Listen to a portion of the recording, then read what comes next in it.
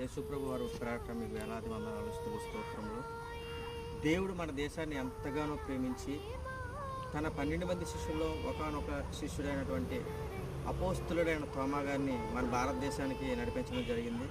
నశించిపోతున్న ఆత్మను రక్షించడానికి ఎంతో భారం కలిగి తోమా వారు మొట్టమొదటిసారిగా ప్రయాణం చేసి మన భారతదేశంలో కేరళలో పలాయూర్ అనే ఈ ప్రాంతంలో మొట్టమొదటిసారిగా పడవ ప్రయాణం చేసుకొని ఈ ప్రాంతానికి ఇక్కడే ఆయన మొట్టమొదటిసారిగా ఆయన పడవ ద్వారా చేరుకున్నటువంటి ప్రాంతం ఇది. ఇప్పుడు మనం చూస్తున్న ఈ ప్రాంతంలో మొట్టమొదటిసారిగా ఇక్కడికి రావడం జరిగింది, కేరళకు రావడం జరిగింది. ఆయన ఈ మార్గం గుండానే మొట్టమొదటిసారిగా ఆయన బోట్లో వచ్చిన ప్రాంతం కూడా ఇదే.